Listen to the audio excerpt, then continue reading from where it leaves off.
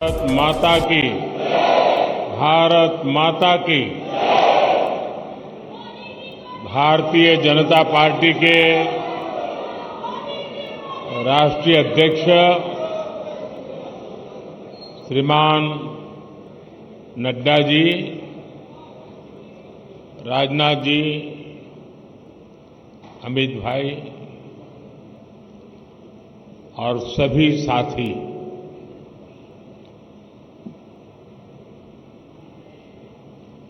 आज सदस्यता अभियान का एक और दौर प्रारंभ हो रहा है।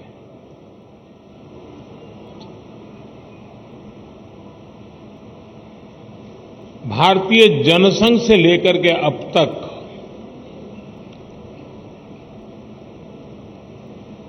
हमने देश में एक नई राजनीतिक संस्कृति लाने का भरसक प्रयास किया है।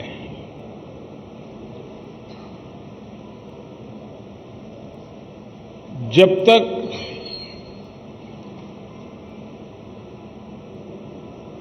जिस संगठन के माध्यम से या जिस राजनीतिक दल के माध्यम से देश की जनता सत्ता सुपुर्द करती है, वो इकाई, वो संगठन, वो दल अगर लोकतांत्रिक मूल्यों को नहीं जीता है, आंतरिक लोकतंत्र निरंतर उसमें पनपता नहीं है, तो वैसी स्थिति बनती है जो आज देश के कई दलों की हम देख रहे हैं।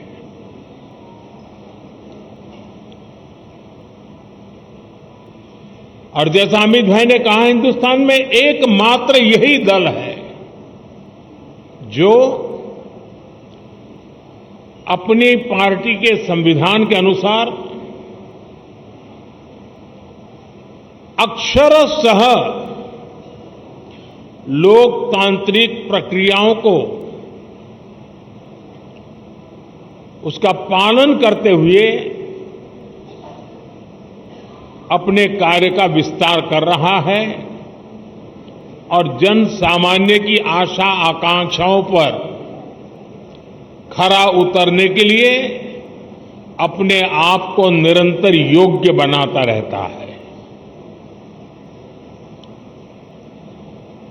ये दल ऐसे ही यहां तक नहीं पहुंचा है, अनेकों पीढ़ियां खप गई है।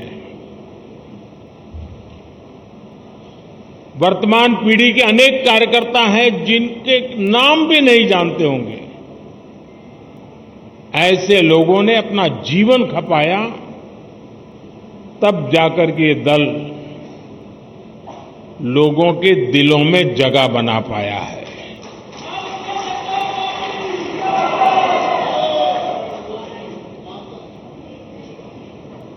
मैं जब राजनीति में नहीं था,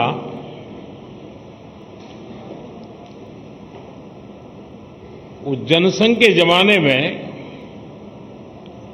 बड़े उत्साह के साथ अपने कार्यकर्ता दीवारों पर दीपक, उस समय जनसंघ का निशाना था, उसको पेंट करते थे।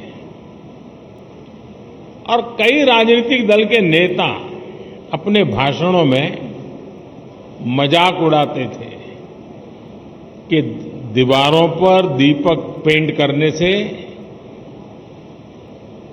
सत्ता के गलियारों तक नहीं पहुंचा जा सकता, ऐसा कहते, मजाक उड़ाते थे।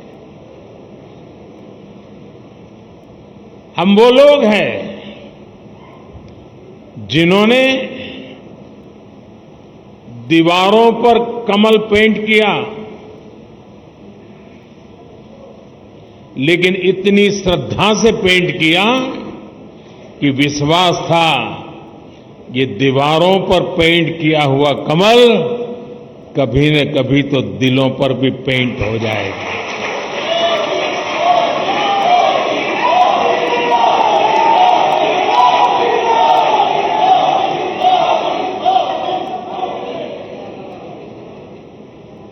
और कुछ लोग हमेशा हमारी मजाक उड़ाते रहे हैं। जब संसद में हमारे 2 सदस्य थे, तब भी इतना भद्दा मजाक हमारे लिए उड़ाया गया था। कुछ लोगों का चरित्र ही ऐसा होता है और उनको लगता है कि ऐसा करने से वो बड़े बन जाते हैं। लेकिन ऐसी सब प्रकार की आलोचनाओं को झेलते हुए जन सामान्य के कल्याण के लिए समर्पित होकर के नेशन फर्स्ट की भावना को जीते हुए हम चलते ही रहे। और पंडित दीनदयाल उपाध्याय जी ने हमें मंत्र दिया था, चरैवेति चरैवेति चरैवेति, चलते रहो। एक समय था जब जनसंघ और भाजपा के कार्यकर्ता की पहचान, और आज भी कुछ राज्यों में भारतीय जनता पार्टी उसी जीवन को जीते हैं और अपने आदर्शों के लिए जूझते हैं। हमारे कार्यकर्ताओं के लिए क्या कहा जाता था, चाहे वो जनसंघ का कार्यकर्ता हो या भाजपा का, उसका एक पैर रेल में होता है और दूसरा पैर जेल में होता है।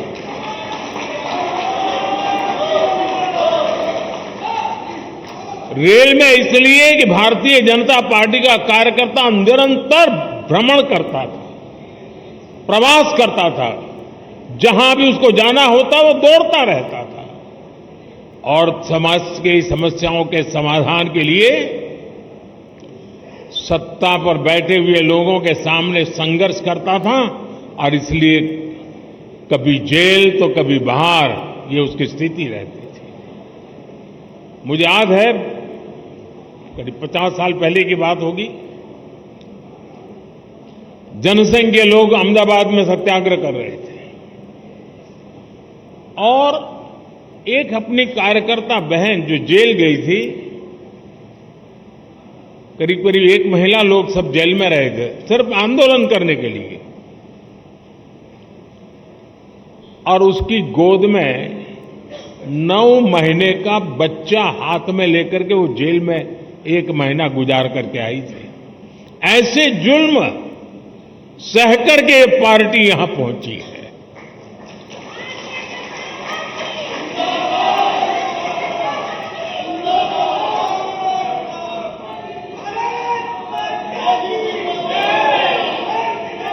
और ये जुल्म करने वाले लोग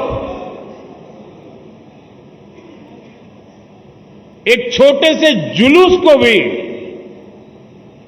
स्वीकार करने को तैयार नहीं होते थे, जेल में बंद कर देते थे। सत्ता का नशा उतना था उनको। साथियों,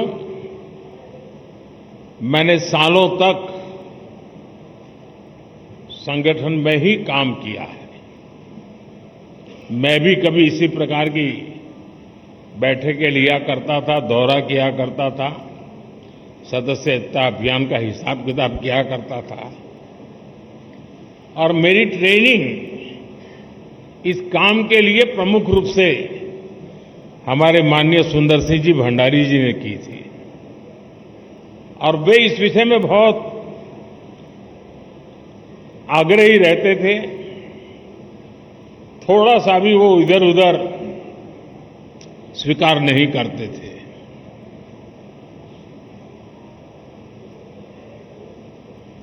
कभी कभी लोगों को ऐसा भी लगता था कि भाई एक स्ट्रक्चर बना देने से क्या होगा, लेकिन आज हम देख रहे हैं कि उसी स्ट्रक्चर ने देश के आशा अपेक्षा को पूर्ण करने के लिए एक माध्यम बना दिया।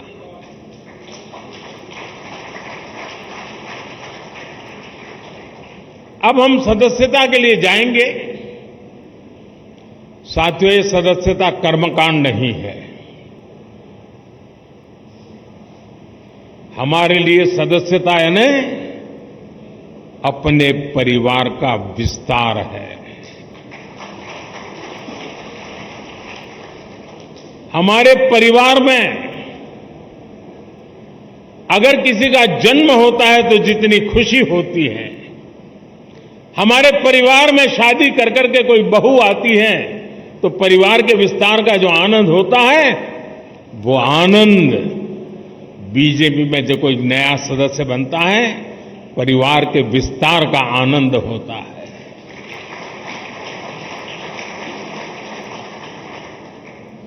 और इसलिए ये सदस्यता अभियान आंकड़ों का खेल नहीं दोस्तों। कितने नंबर हम पार कर जाएंगे ये नहीं है। ये सदस्यता अभियान एक पूर्ण रूप से वैचारिक आंदोलन भी है और भावनात्मक आंदोलन भी है। और हमने संगठन की गाड़ी को उस पटरी पर दौड़ाना है जिसमें वैचारिक धार भी हो और भावनाओं से भरपूर भी हो, क्योंकि हमारी भावनाएं देशभक्ति से प्रेरित है। मां भारती के कल्याण के लिए, 140 करोड़ देशवासियों के कल्याण के लिए ये जो सदस्यता अभियान होगा, संगठन की रचना होगी, बूथ कमेटियां बनेगी। पहले हम सदस्यता अभियान करते थे और अब सदस्यता अभियान करें, कुछ चीजें हम नए तरीके से सोच सकते हैं क्या? जैसे ये जो सदस्यता अभियान होगा, उसी समय जो संगठन की रचना होगी, उसी कालखंड में विधानसभाओं में और लोकसभा में 33% रिजर्वेशन लागू हो गया होगा।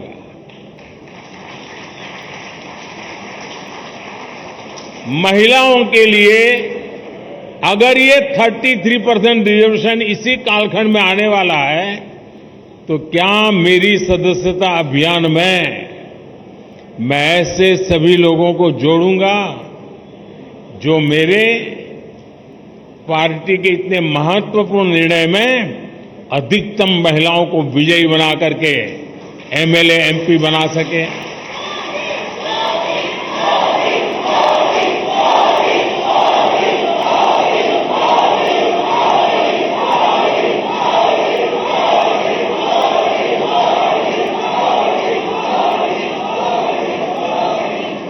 साथियों, हमारे देश में पूरे विश्व के लिए, खास करके ग्लोबल साउथ के देशों के लिए, डेवलपिंग कंट्रीज के लिए एक मॉडल रूप काम हमने किया है, और वो है एस्पिरेशनल डिस्ट्रिक्ट, एस्पिरेशनल ब्लॉक। और हम चाहते हैं कि जो अब तक जिसकी कोई चिंता कोई नहीं करता था, परवाह नहीं करता था, मुलाजिम भी वहां पर नौकरी करने के लिए जाने को तैयार नहीं होता था, पिछड़े रहते थे, हमने उसे एस्पिरेशनल डिस्ट्रिक्ट, एस्पिरेशनल ब्लॉक बनाया है। और हमारी कोशिश है कि जल्द से जल्द उस राज्य की जो पैरामीटर्स हैं उसमें जरा भी वो पीछे ना हो सके तो उससे भी आगे जाए, और हो सके तो नेशनल लेवल पे भी जो पैरामीटर्स में हो जाए। और इतना सुखद अनुभव रहा है कि एस्पिरेशनल डिस्ट्रिक्ट में गवर्नेंस पर फोकस करने के कारण, जन भागीदारी के कारण, जन सामान्य की आकांक्षा और अपेक्षाओं को चिन्हित कर उस पर काम करने के कारण आज देश के एस्पिरेशनल डिस्ट्रिक्ट, एस्पिरेशनल ब्लॉक करीब करीब स्टेट में टॉप की बराबरी करने लग गए हैं। क्या हम अपना संगठन की रचना करते समय ये एस्पिरेशनल डिस्ट्रिक्ट, एस्पिरेशनल ब्लॉक, उसमें विशेष अभियान चला करके वहां के हर पोलिंग बूथ में अपना झंडा गाड़ सकते हैं दोस्तों? और हमें कागज लेके बैठना पड़ेगा, भाई मेरे इलाके में ये एस्पिरेशनल ब्लॉक है, उन एस्पिरेशनल ब्लॉक के अंदर इतने पोलिंग बूथ है, उस पोलिंग बूथ के अंदर मुझे इतनी मेंबरशिप का टारगेट है, मैं उसको करूंगा। हम प्रयास करें। आपने देखा होगा कि हमने एक बहुत बड़ा आमूलचूल परिवर्तन किया है। किसी समय हिंदुस्तान के आखिरी गांव के रूप में सीमावर्ती गांव जाने जाते थे और नेगेटिविटी का जन्म उस शब्दों में ही शुरू हो जाता था। हमने तय किया कि आखिरी गांव नहीं है, ये मेरे देश के पहले गांव हैं। अगर ये गांव हिंदुस्तान के सीमा के छोर पर है, अगर सूरज की पहली किरण आएगी पूरब में होगा तो पहले उसी को स्पर्श करते हुए हम तक पहुंचेगी। वो पहला गांव है। और इसलिए हमने पूरी तरह बदला है विचार। क्या हम एक स्पेशल इकाई बनाएं? जो राज्य सीमावर्ती राज्य है वे ये जो पहला गांव है उसमें सबसे पहले मेंबरशिप का अभियान चलाएं और पूरे के पूरे गांव को भारतीय जनता पार्टी का किला बना सकते हैं। और जो सीमा के आखिरी छोर पर बैठा हुआ वो गांव जब भारतीय जनता पार्टी का किला बनता है ना, तब वो भारत का किला अपने आप बन जाता है। तो मेरे लिए सदस्यता ये सिर्फ पार्टी का नंबर बढ़ाने के लिए नहीं, मेरी सदस्यता मेरे देश को मजबूत बनाने के लिए भी है। और इसलिए मैं उन गांवों को किला बना के छोड़ूंगा।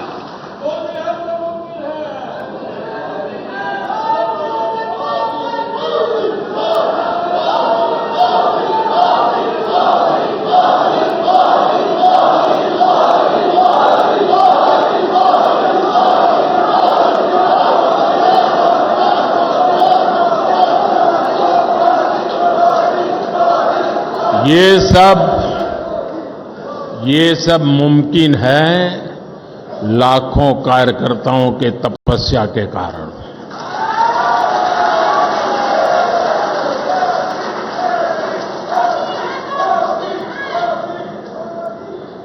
साथियों, उसी प्रकार से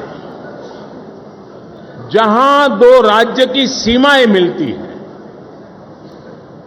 क्या अभी से प्लान कर सकते हैं कि उन दो राज्य की सीमा पर डेट निश्चित करके, मान लीजिए महाराष्ट्र और गुजरात की सीमाएं मिलती है, तो महाराष्ट्र के कार्यकर्ता उनकी सीमा पे आएंगे, गुजरात के कार्यकर्ता उस दिन उनकी सीमा पर जाएंगे और एक सीमा पर उनके गांव इसके गांव साथ मिलकर के मेंबरशिप बनाएंगे।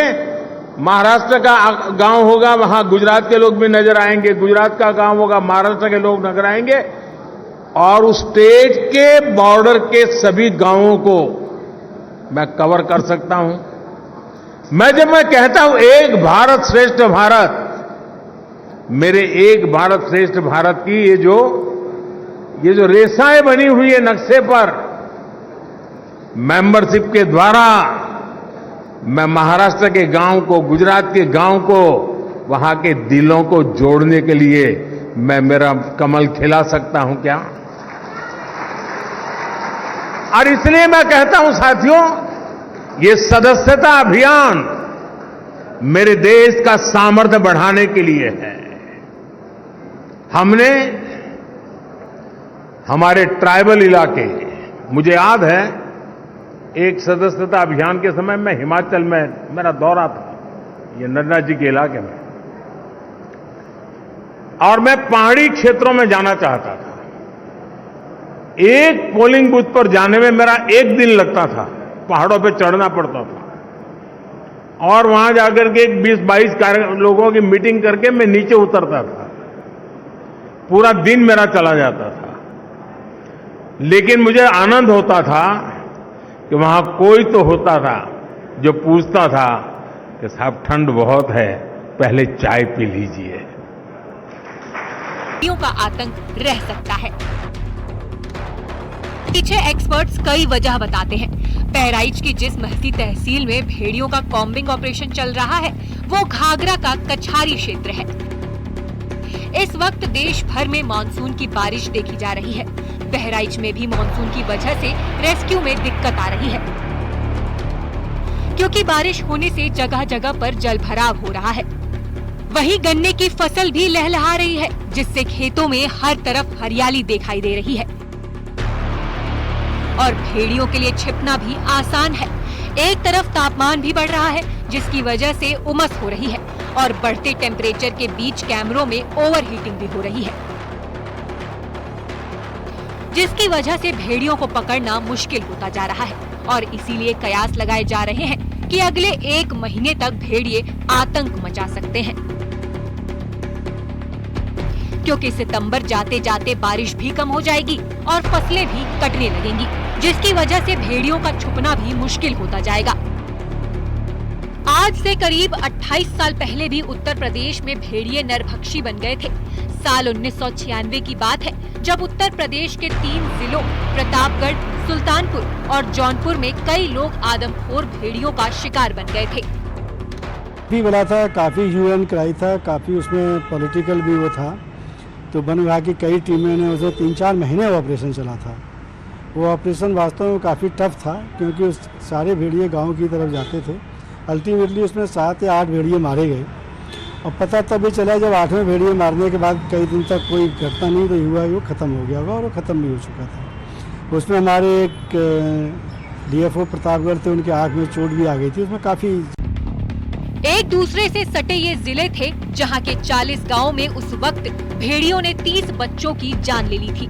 यानी यहाँ भी भेड़ियों ने उन्हें ही चुना जो उनके लिए आसान टारगेट थे। तब इन जिलों में एक के बाद एक घटना से लोग दहल गए थे। स्थानीय लोग इसके पीछे किसी इंसान का हाथ भी मानने लगे थे, लेकिन बाद में पता चला कि ये किसी इंसान का नहीं बल्कि भेड़िए का ही काम था।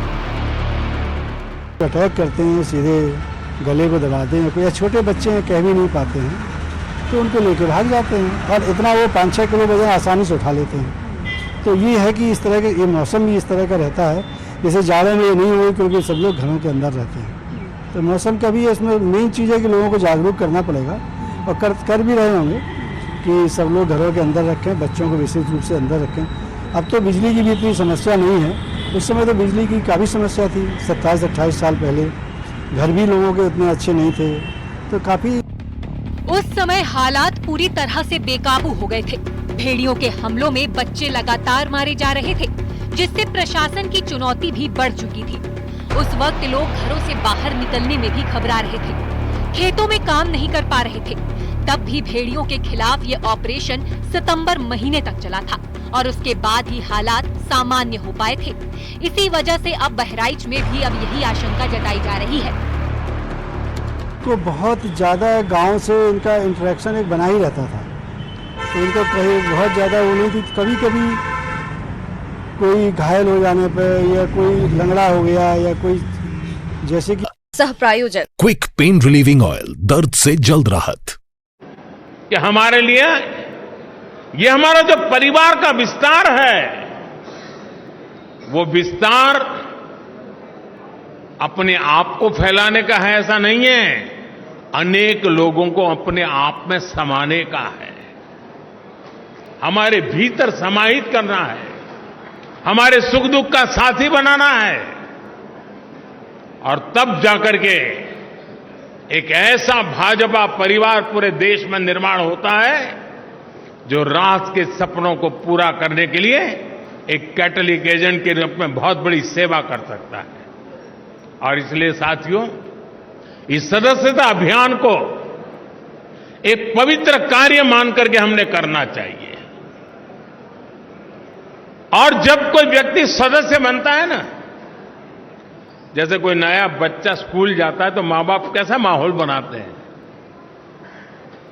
तिलक करेंगे, मिठाई खिलाएंगे, अच्छे कपड़े पहनाएंगे, उसी भाव से सदस्य बनना चाहिए। और मुझे अच्छा लगा, आज मुझे इस वातावरण में सदस्य बनने का मौका मिला। उत्सव के वातावरण में मैं सदस्य बन रहा हूं।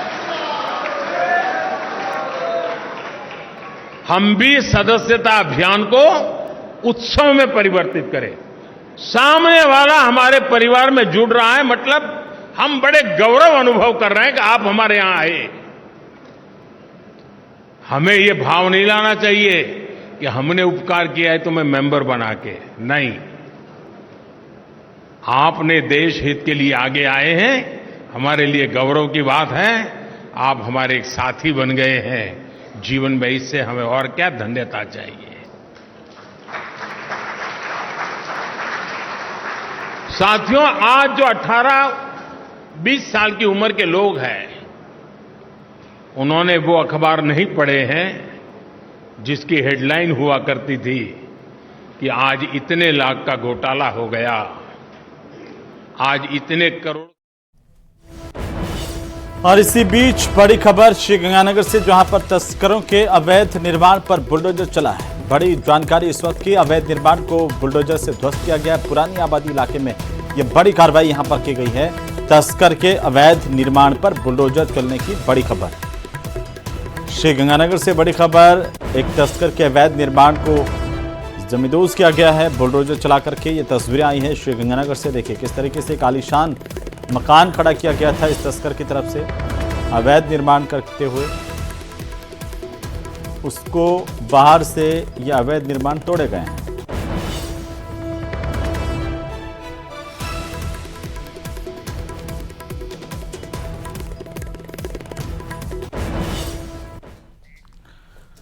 और चलिए अब बात करेंगे बहराइच के भेड़ियों की, जहां पर भेड़ियों का आतंक लगातार जारी। रात में आदमखोर भेड़िए अलग अलग जगह पर 3 हमले कर चुके हैं और इन हमलों में एक बच्ची की जान चली गई। हमले में बुजुर्ग महिला बुरी तरह से घायल हुई है, जबकि तीसरे हमले में एक लड़का घायल हुआ है। सीतापुर में भी भेड़िए ने बच्चों पर हमला किया। बच्चों को बचाने के लिए एक मां ही भेड़िए से भिड़ गई। वहीं बहराइच के डीएम ने कहा है कि लोगों को सावधान रहने की जरूरत है। उन्होंने सावधान रहने की अपील की है, क्योंकि अभी भी 2 भेड़िए आजाद घूम रहे हैं। रिपोर्ट देखिए।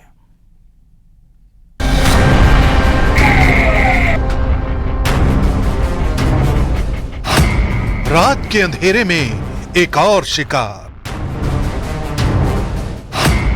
गांव वालों पर खूनी पंजों का प्रहार।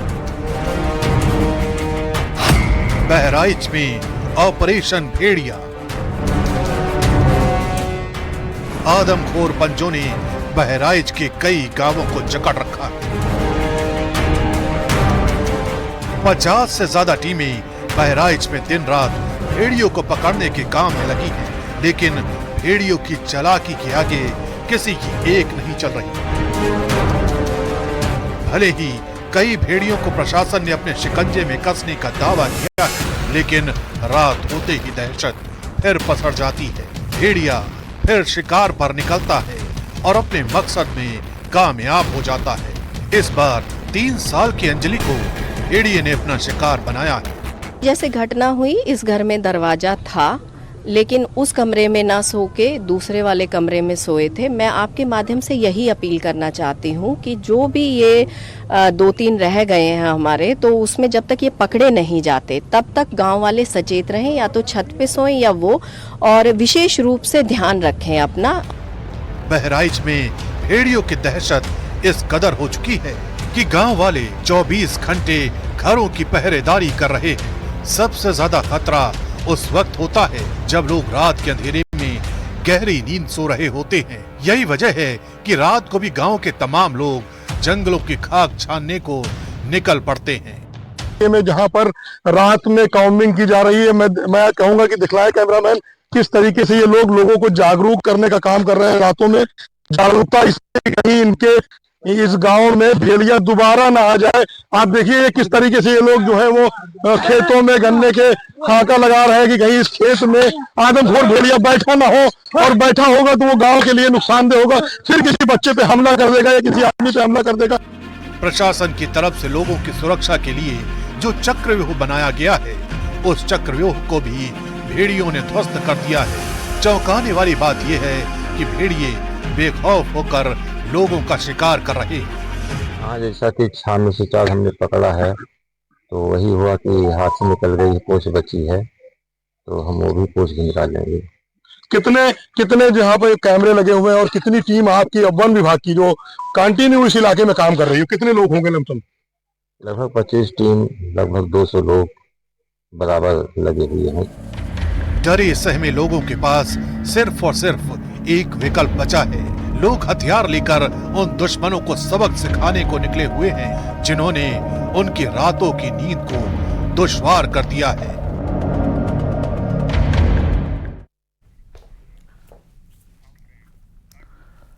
तो वहीं गुजरात के बाद तेलंगाना और आंध्र प्रदेश में भी बारिश जमकर तबाही मचा रही है। दोनों राज्यों में कई लोगों के मारे जाने की खबर मिल रही है। कई सड़कें यहां पर तबाह हो गई हैं, कई रेलवे ट्रैक भी पानी में डूब गए हैं। वहीं एसडीआरएफ, एनडीआरएफ से लेकर राज्यों के मुख्यमंत्री भी अब एक्शन में दिखाई दे रहे हैं। रिपोर्ट देखिए।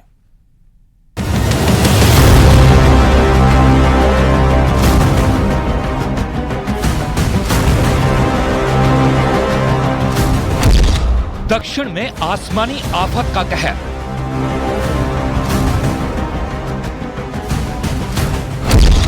आंध्र प्रदेश, तेलंगाना में मूसलाधार मुसीबत। बारिश और बाढ़ के कहर की ये तस्वीरें हैं दक्षिण भारत की। आंध्र प्रदेश और तेलंगाना में पानी ने विकराल रूप ले लिया है। दोनों राज्यों में मूसलाधार बारिश ने तबाही मचा दी है। इस बीच 17,000 लोगों को सुरक्षित जगहों पर पहुंचाया गया है। आंध्र प्रदेश के विजयवाड़ा में सबसे ज्यादा हालात खराब हैं। विजयवाड़ा में बूढ़ा मेरू बांध में आई दरार लोगों पर मुसीबत बनकर टूटी है। कई इलाके पानी में डूब गए हैं। शहर में बाढ़ जैसी स्थिति बनने की वजह से लोग पलायन को मजबूर हो गए हैं। लोगों के सीने तक पानी भर गया है। सड़कें सैलाब में तब्दील हो चुकी हैं। सड़कों पर भरे पानी में नाव दौड़ रही है। एनडीआरएफ भी एक्शन में है। एनडीआरएफ की टीम लोगों का रेस्क्यू कर उन्हें सुरक्षित जगहों पर पहुंचा रही है। पानी भरने से लोगों के घर, गाड़ियां, दुकान, पेट्रोल पंप सब डूब गए हैं। विजयवाड़ा में बाढ़ और बारिश का आलम यह है कि पूरा इलाका एक मंजिल तक डूबा हुआ नजर आ रहा है। बारिश से हालात इतने बुरे हो गए हैं कि लोगों के घर से लेकर दुकानों तक के अंदर पानी घुस गया है। सड़क पर खड़ी गाड़ियां जलमग्न हो गई हैं। बाढ़ बारिश के हालातों को देखते हुए राज्य के मुख्यमंत्री चंद्रबाबू नायडू एक्शन में हैं। चंद्रबाबू नायडू लगातार बाढ़ प्रभावित इलाकों का दौरा कर रहे हैं। मुख्यमंत्री चंद्रबाबू नायडू ने बाढ़ प्रभावित इलाकों का जायजा भी लिया। उधर तेलंगाना में भी आंध्र प्रदेश जैसे हालात हैं। तेलंगाना में लगातार बारिश से राज्य के कई हिस्से पानी में डूब गए हैं।